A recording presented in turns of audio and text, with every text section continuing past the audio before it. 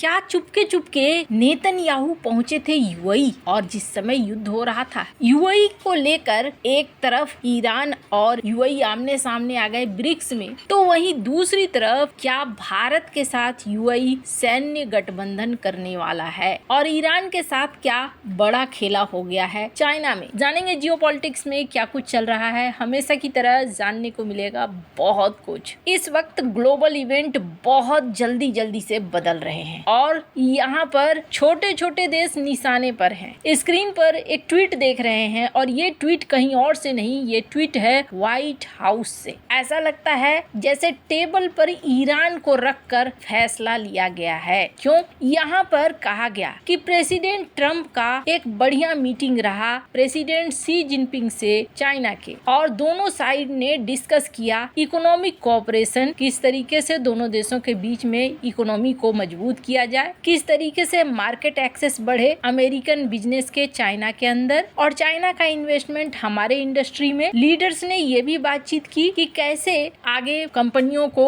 एक दूसरे के साथ जोड़कर बढ़ा जा सकता है, और प्रेसिडेंट ने हाईलाइट कर दिया कि जो ड्रग्स वगैरह के केस हैं उनको रोका जाए, उनके प्रोग्रेस को खत्म किया जाए और इसके लिए दोनों तरफ से काम हो। साथ ही साथ चाइना ज्यादा से ज्यादा अमेरिका के एग्रीकल्चर प्रोजेक्ट खरीदेगा। दोनों साइड इसलिए भी तैयार हो गए कि स्ट्रेट ऑफ हॉर्मुज खुला रहना चाहिए, एनर्जी का फ्लो होता रहना चाहिए। प्रेसिडेंट शी ने ये भी क्लियर कर दिया किसी भी स्ट्रेट का सैन्यीकरण करना ठीक नहीं होगा, टोल इस्तेमाल करना ठीक नहीं होगा, और उन्होंने कहा है चाइना ज्यादा तेल खरीदेगा अमेरिका से, और चाइना ने भी ये कहा है कि डिपेंडेंसी स्ट्रेट पर कम करेगा, और दोनों देश तैयार हो गए हैं कि ईरान कभी न्यूक्लियर हथियार नहीं रखेगा। अब ये अमेरिका का वर्जन है। साधारण भाषा में सबने मिलकर ये तय कर लिया है कि प्लेट में ईरान है और ईरान को लेकर चाइना और ट्रंप दोनों रेडी हैं। अब ये व्हाइट हाउस का कहना है, चाइना का वक्तव्य अभी नहीं आया है, इसलिए थोड़ा इंतजार करना होगा कि चाइना क्या कहता है। लेकिन अगर ऐसा है तो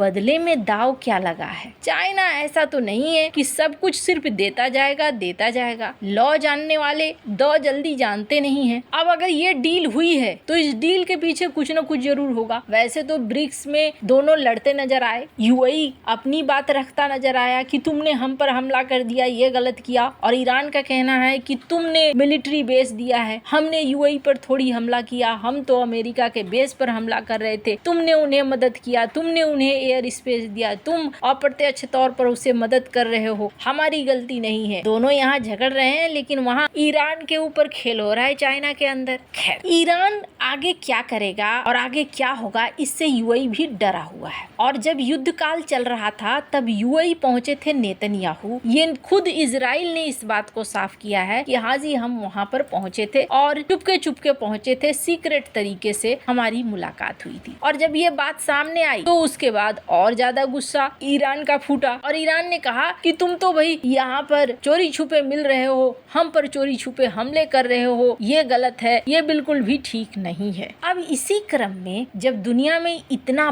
बड़ा हलचल आ रहा है, पीएम मोदी यूएई की यात्रा के लिए निकल रहे हैं और ये यात्रा बहुत बहुत बहुत खास है। क्यों खास है? पहली बात, आपको याद होगा अभी यूएई ने एक बड़ा ऐलान किया था और यूएई ने कहा था कि हम ओपेक में नहीं रहेंगे। उनका कहना है कि इस संगठन में रहने से हम ऑयल प्रोडक्शन नहीं कर पाते, एक सीमा के लिए बंधे रहते हैं, इसलिए इससे बाहर निकलना बहुत जरूरी है। पीएम नरेंद्र मोदी यूएई दौरे पर 15 मई को पहुंचने वाले हैं। उससे पहले यूएई में जो भारतीय राजदूत हैं दीपक मित्तल, उनका कहना है कि इससे हमें फायदा मिलेगा। उन्होंने कहा कि मौजूदा हालात में भारत के एनर्जी के लिए यूएई के साथ संबंध बेहतर होने से बहुत फायदा मिलेगा। अब यूएई अपना तेल प्रोडक्शन बढ़ाएगा और जब वो तेल प्रोडक्शन बढ़ाएगा तो हमारे साथ साझेदारी भी बढ़ेगी। अब आपके मन में सवाल आएगा, अच्छा आएगा तो स्ट्रेट ऑफ हॉर्मुज से ही ना? ऐसा नहीं है। ये अब प्लान कर रहे हैं कि यूएई से पाइपलाइन किस तरीके से भारत तक पहुंचाई जाए, और अगर पाइपलाइन ना हो तो यूएई से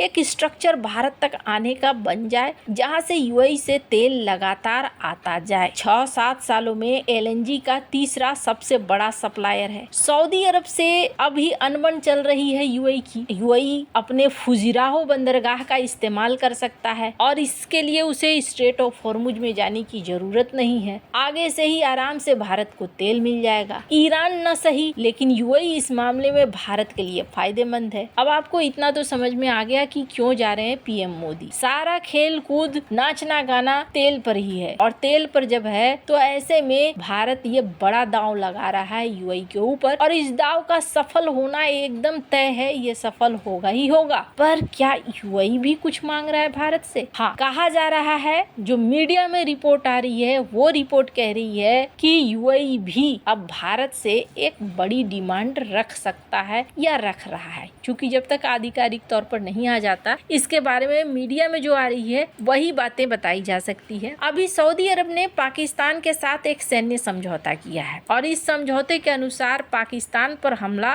तो सऊदी अरब पर हमला, जिसका कोई मतलब नहीं है, सऊदी अरब तो आएगा नहीं, लेकिन सऊदी अरब पर हमला मतलब पाकिस्तान पे हमला। ऐसे में क्या सीन है कि सऊदी अरब पाकिस्तान का फायदा उठा सकता है। अब कहा जा रहा है कि इस लड़ाई के बीच में यूएई भारत से चाह रहा है कि भारत भी एक एग्रीमेंट साइन कर ले उनके साथ और इस एग्रीमेंट के तहत ये एक डिफेंस डील होगी। इस डिफेंस डील के तहत यूएई को मदद मिले भारत की तरफ से। यूएई की चिंता बढ़ गई है और कहा जा रहा है कि ये डिफेंस का समझौता हो सकता है। इस रक्षा गठबंधन के लिए सबसे बड़ा कारण ईरान बन रहा है। अमेरिका, इजराइल और ईरान के बीच इस संघर्ष के दौरान खाड़ी देशों के बाकी देशों के मुकाबले में यूएई को ज्यादा नुकसान उठाना पड़ा है। ईरान ने यूएई के ऊपर 550 से ज्यादा बैलिस्टिक और क्रूज मिसाइलें, 2800 ड्रोन दागे। इसने यूएई के अंदर सुरक्षा को लेकर चिंता पैदा कर दी और अब यूएई सोच रहा है कि हम साझेदारियां बनाएं। युद्ध के दौरान ही